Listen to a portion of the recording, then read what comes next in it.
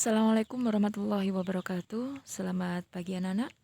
Bagaimana kabarnya hari ini? Semoga kita selalu dalam lindungan Allah Subhanahu wa taala. Amin amin ya rabbal alamin. Baik, langsung saja kita lanjutkan pembelajaran daring IPA kali ini, yaitu tentang otot. Pada pertemuan sebelumnya kita telah membahas tentang sendi dan juga ada tulang ataupun rangka. Baik, masih ingat semua ya? Kita lanjut ke otot. Baik, kita langsung simak bersama-sama. Otot atau alat gerak aktif. Jadi otot adalah alat gerak aktif seperti yang kita bahas pembelajaran di awal, bahwa rangka adalah alat pasif atau alat gerak pasif, sedangkan otot adalah alat gerak aktif karena rangka tidak bisa bergerak tanpa adanya otot. Kemudian otot mampu berkontraksi dan juga berelaksasi. Berkontraksi yaitu seperti gambar di samping, yaitu kemampuan otot untuk memendek. Kemudian ketika kita meluruskan tangan kita, yaitu berarti otot kita berelaksasi. Jadi kemampuan otot untuk memanjang. Itulah berkontraksi dan berelaksasi. Kemudian yang selanjutnya, otot mampu menggerakkan persendian. Jadi sendi-sendi kita bisa bergerak karena adanya otot kita. Baik, itu seputar tentang otot. Berapakah jumlah otot yang aku punya? Kira-kira berapa jumlah otot yang manusia punya, yang kita punya? Ya, yaitu sekitar 650 buah. Banyak sekali ya. Kemudian otot menyusun setengah dari jumlah berat badan manusia. Jadi otot mampu menyusun setengah atau sebagian dari jumlah berat badan manusia. Itu seputar tentang jumlah otot. Baik, kita lanjut. Apakah kamu tahu otot yang tertarik waktu cemberut itu jauh lebih banyak dari tertawa? Makanya kita semua jangan sering-sering cemberut ya. Harus sering-sering tertawa, harus bahagia, oke? Ya, yang selanjutnya, mengapa otot sangat penting bagi tubuhku? Kira-kira kenapa otot kok sangat penting bagi tubuh kita? Ya, yang pertama karena otot mampu menjaga organ penting dalam tubuh agar pada tempatnya. Kemudian menggerakkan tulang sebagai alat gerak pasif yang kita bahas tadi. Kemudian membantu menggerakkan lidah dan gigi untuk mengunyah makanan. Bisa kita bayangkan kalau tidak ada otot, bagaimana kita mengunyahnya ya. Mengunyah makanan, pasti tidak bisa makan kita ya. Oke, kita lanjut. Yang selanjutnya yaitu otot mampu membuka dan menutup kelopak mata kita. Jadi kita bisa membuka menutup kelopak mata karena salah satunya ada otot kita. Kemudian yang selanjutnya yaitu memompa darah dari jantung. Jadi memompa darah kita dari jantung itu juga otot. Kemudian yang terakhir membuat kita bisa tersenyum.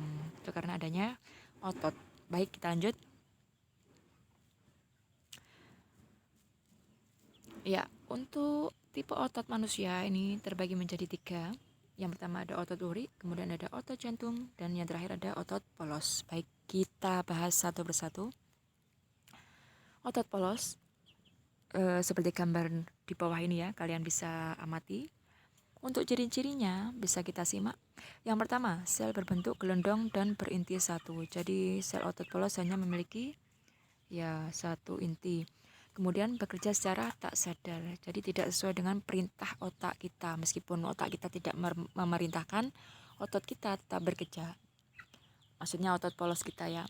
Baik, untuk selanjutnya yaitu menyusun sebagian besar organ dalam. Ini contohnya pada ginjal kita, uterus, pencernaan, organ pernapasan, dan juga iris mata. Itulah beberapa ciri otot polos. Baik, kita lanjut.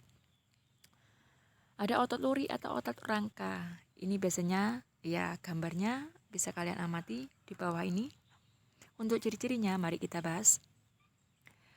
Yang pertama, sel berbentuk silinder dan berinti banyak. Bisa dibedakan ya, kalau otot polos tadi intinya satu, kalau otot luri atau rangka banyak.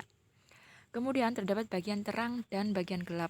Jadi tidak polos bentuknya, ada bagian gelap terangnya, luri ya. Kemudian yang selanjutnya menyusun otot rangka.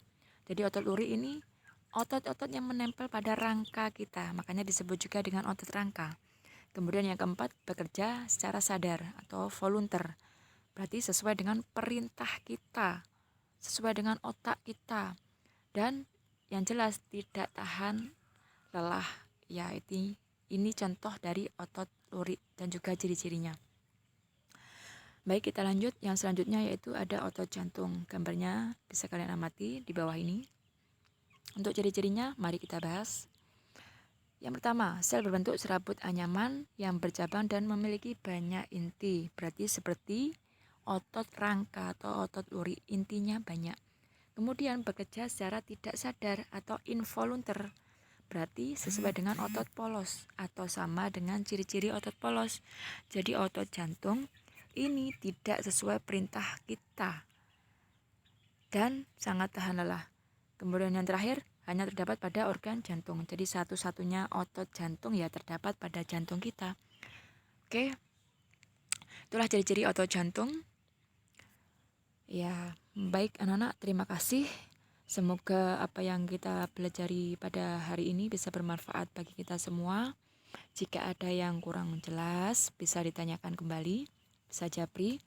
Dan yang paling penting, terus semangat untuk belajar, untuk meraih sukses nanti ya. Baik, itu saja yang bisa saya sampaikan. Kurang lebihnya mohon maaf. Wassalamualaikum warahmatullahi wabarakatuh.